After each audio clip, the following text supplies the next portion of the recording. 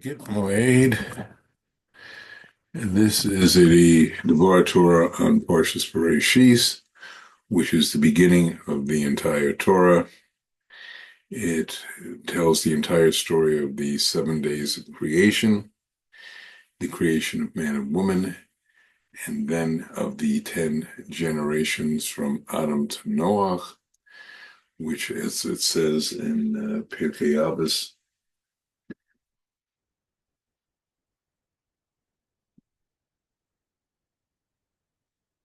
5.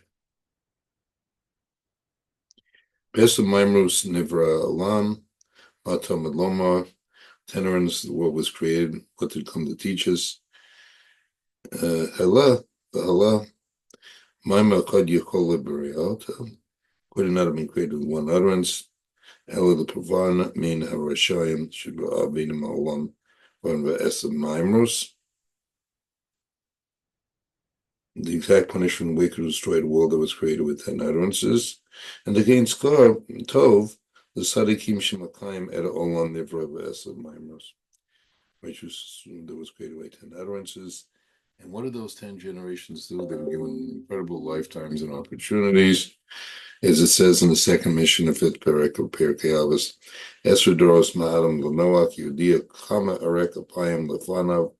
There were 10 generations of Noach to show the degree of his patience, meaning Hashem.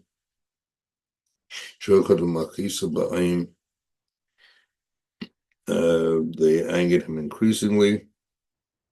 Ashibel Yimei Mabul, until brought on the waters of Mabul, which I'll be speaking about in next week's Parsha.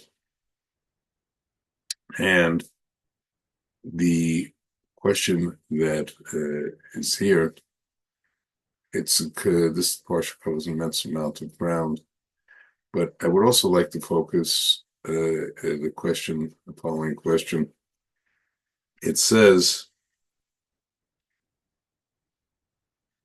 Esa devarim nivro be'erev Shabbat bein hashmashos Elohein pi haaretz pi be'er pi ha'totum ha'koshet haman hamata hamashamir v'chitzav v'hamikitzav v'haluo lukos Yoshrim Afim Mazikin Bukrovim Shel Moshe Elu Shel Avraham Avinu V'yesh Omrim Af Saba V'Saba Osea. Now, it says 10 things were created on the Shabbat Eve at twilight. They are the mouth of the earth, the mouth of the well, the mouth of the donkey, the rainbow, the man, the staff, the shamei worm, the script being the Hebrew alphabet. The staff was talking about the staff that Moshe performed the 10 plagues with, and from which originally Adam's was passed down. Right, shamir worm, which able to break rocks, since we couldn't use a tool on a weapon on the stones that are going to be the base of Mikdash. The inscription, which is the miraculous letters of the Zeros Adibros, and the Lukos. They were miraculous in themselves. And finally, the Yeshomrim, Mazikim, destructive spirits, Moshe's grave, which nobody knows the location of, as we see in the last Parsha, and a ram that Abraham was going to sacrifice, and also some say tongues, which made tongues. Those were made with another pair, which shows not all, which he couldn't use tools to do it, so Hashem created an extra set of tongues. Now, a number of questions on this. What I'd like to focus on is how did it fit in with the divine plan that this was literally done at Banish Mashos, which means a time that is neither fully day, in other words, the end of the sixth day, and not quite the beginning of the seventh. This what we speak about in today's terms is the time after one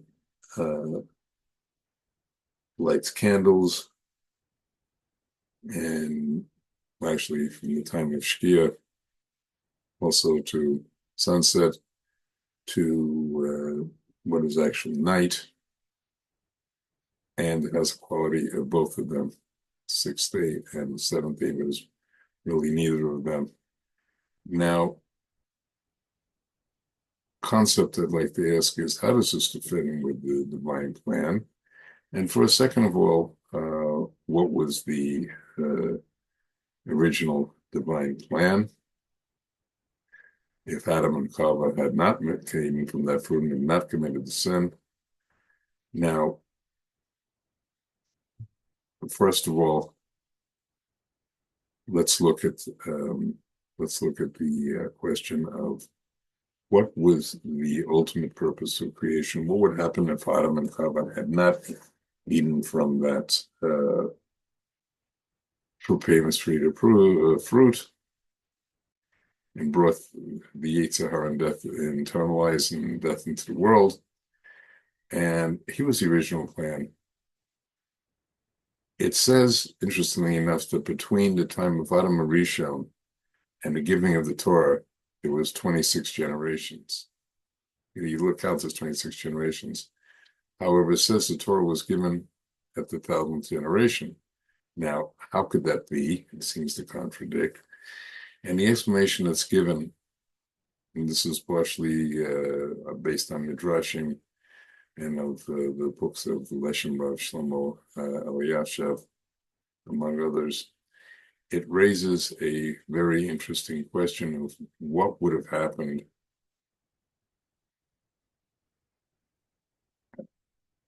so they had these 974, so 974 generations were unaccounted for.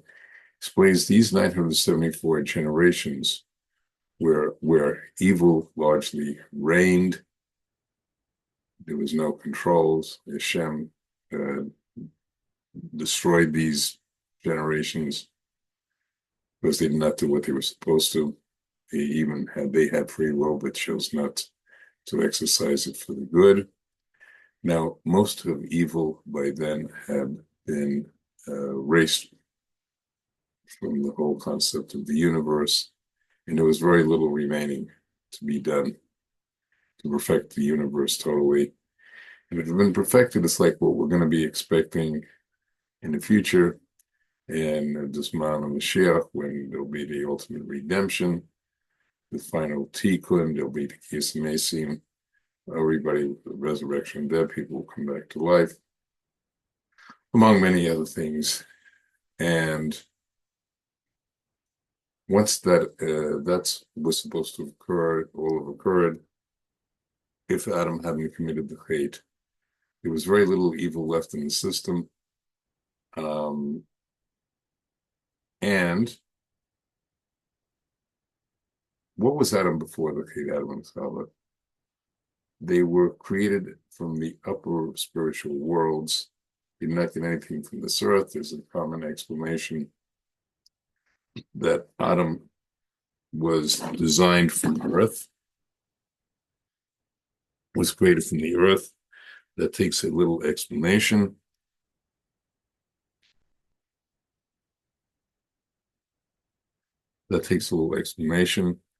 What earth was that?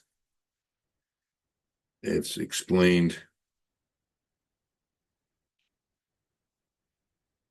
It was the earth from around the Temple Lamala, the Beis Hamikdash Lamala, and Adam and Chava, and how it was understood, obviously, is very deep. But it says they were clothed in light, which is the word or, also of Reish.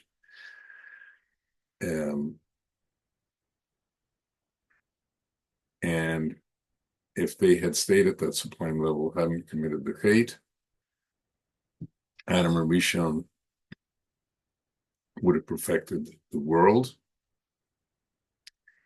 And if he had perfected the world, the last, all the history that's recited in the Torah would have been very different.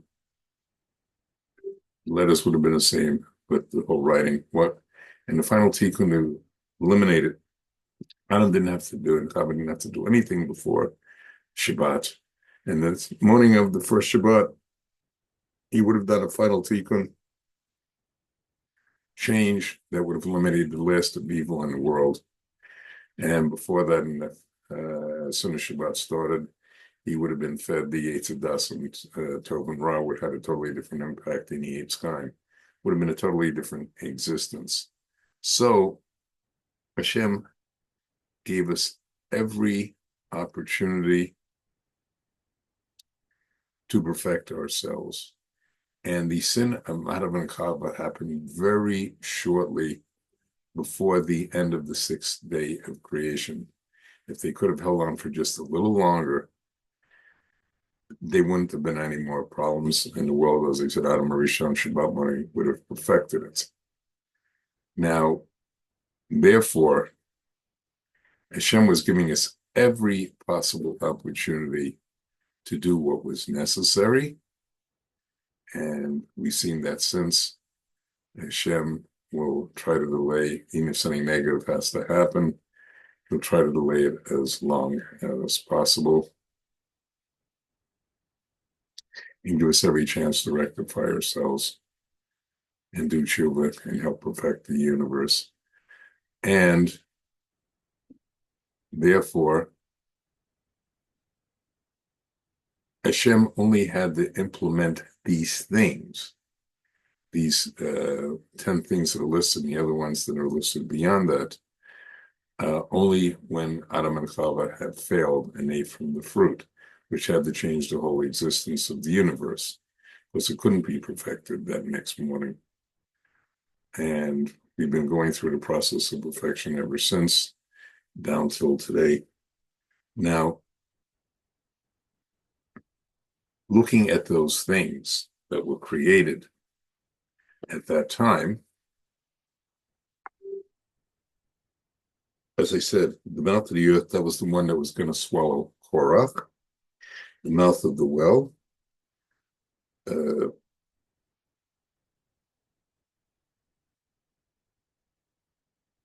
through Miriam that provided water in the desert, and after that, because of Moshe after Miriam died. The mouth of the donkey, Balaam's donkey that talked. The rainbow, which is a sign given Noah, there'd never be another marble. The man, which was eaten in the desert. The staff was said to do the work.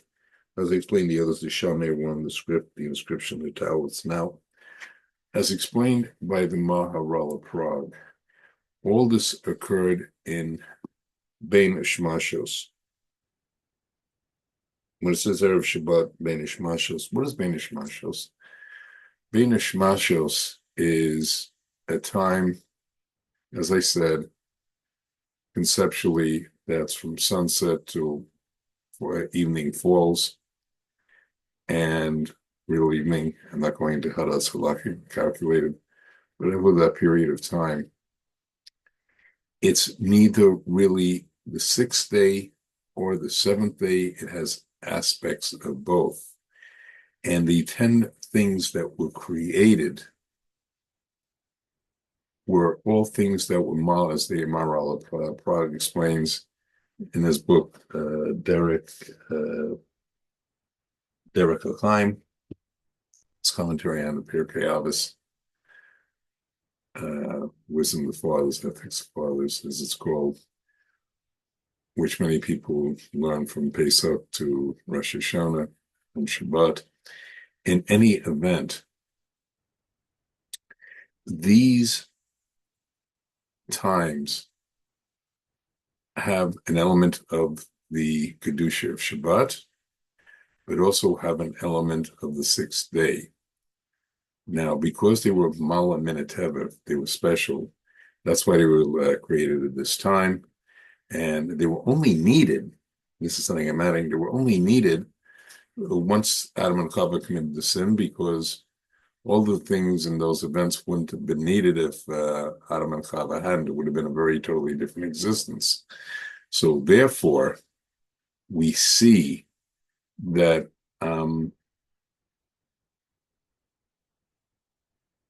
Shem wanted to design it so that it wouldn't be needed. Only when it wasn't did we need those things. Now,